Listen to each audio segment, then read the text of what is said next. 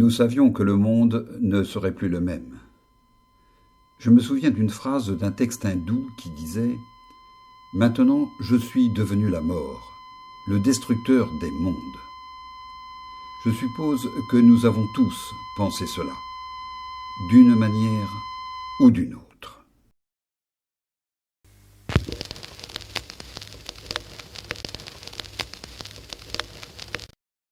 Revenons à nos fellow travelers. Vous admettrez, monsieur Oppenheimer, que dans un laboratoire secret, il représente en principe un certain danger d'indiscrétion. En principe, peut-être. Mais en fait, c'est une question d'homme. À Los Alamos, un grand nombre de chercheurs étaient des fellow travelers, n'est-ce pas?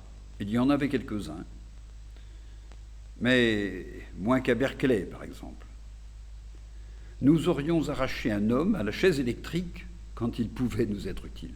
Ce que je ne puis m'expliquer, monsieur, c'est pourquoi tous ceux que l'on aurait arrachés à la chaise électrique étaient précisément des fellow travelers. Parce que beaucoup de physiciens avaient des idées de gauche. Voyez-vous à cela une raison? Les physiciens se passionnent tout naturellement pour les idées nouvelles. Ils sont impatients de tout expérimenter. C'est vrai aussi pour la politique. Plusieurs de vos élèves étaient des communistes ou des sympathisants, n'est-ce pas? Quelques-uns, oui. Weinberg, Bohm, Lemanitz, Friedman. Oui, Et c'est vous qui les avez recommandés pour Berkeley et Los Alamos. parce qu'ils étaient les meilleurs. Et pour cela seulement? Oui, cela me semble bien naturel. Mais il ne faut pas perdre de vue qu'à cette époque, l'expérience soviétique exerçait une forte attirance sur les hommes qui trouvaient que le monde ne tournait pas rond. Aujourd'hui, nous n'avons plus les mêmes illusions sur l'expérience soviétique. Nous voyons la Russie se dresser devant nous en puissance ennemie. Aussi avons-nous tendance à condamner les hommes qui attendaient de l'expérience soviétique plus de liberté et de bien-être social. Je me demande de quel droit on les punirait d'avoir eu cet espoir. Il n'est pas question ici de punir qui que ce soit, mais de savoir si un physicien qui comptait parmi ses amis et connaissances tant de communistes ou de sympathisants ne constituait pas un danger pour la sécurité de l'État. Qu'en pensez-vous? Je ne vois pas où est le danger. Même aujourd'hui, vous estimez donc que le fait d'avoir des amis communistes ou communisants est sans importance?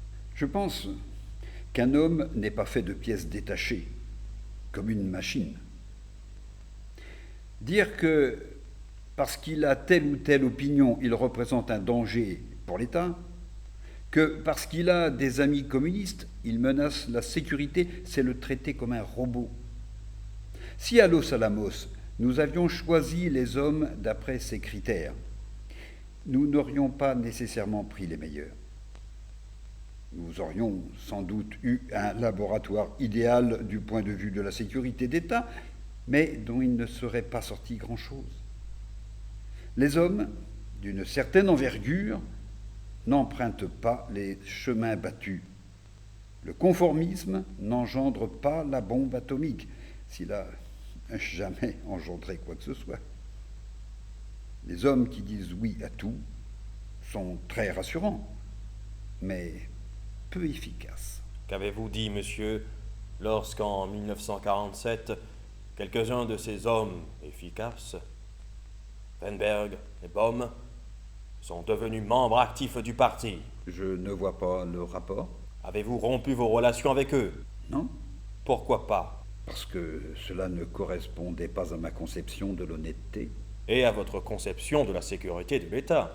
Je ne vois toujours pas le rapport. Est-il exact que vous ayez recommandé Weinberg à votre avocat?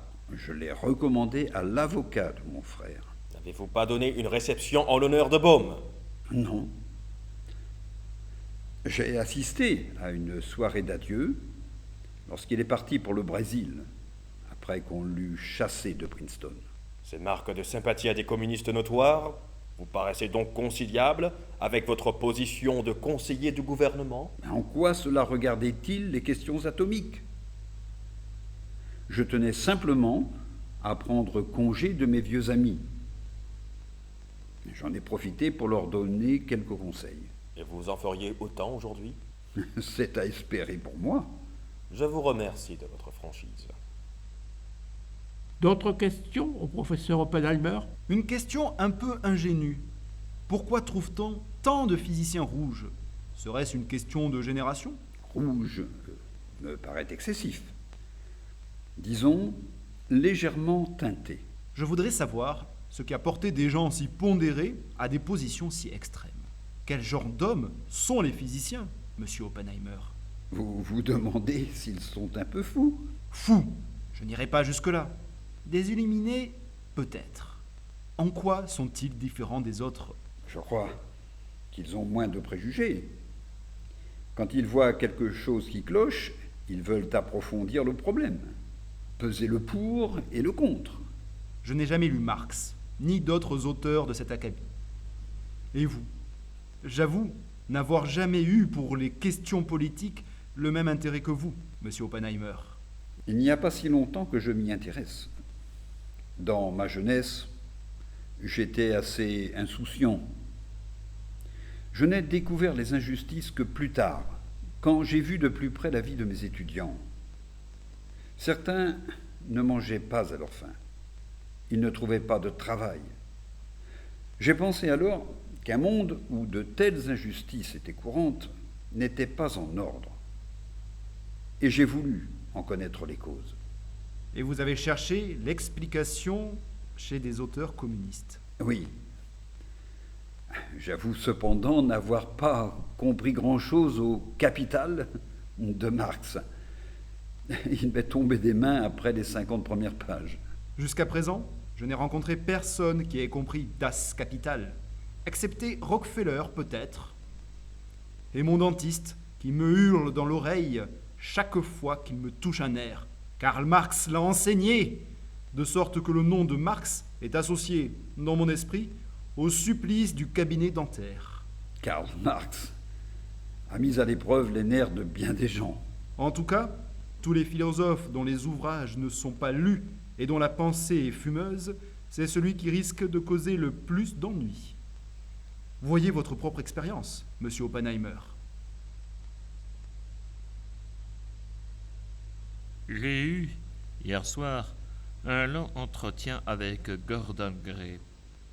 Il avait besoin de parler à quelqu'un.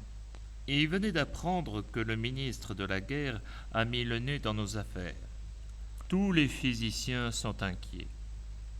On joue avec le feu. J'ai dit à M. Gray qu'à mon avis, nous nous égarons dans des mesquineries. À quoi riment toutes ces questions sur ses amis, ses relations, ses connaissances? Sur le point de savoir s'ils étaient communistes à part entière, des moitiés ou des quarts de communistes? Laissons cela au sénateur McCarthy et à une certaine presse.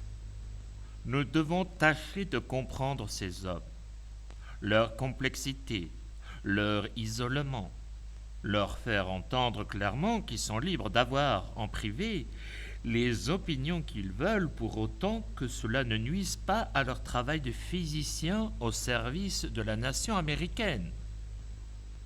Dans toute entreprise, il faut une séparation nette entre le travail et la vie privée. Les opinions, c'est encore la vie privée. C'est le domaine du subjectif. Pensez ce que vous voulez. Ayez les opinions qui vous plaisent.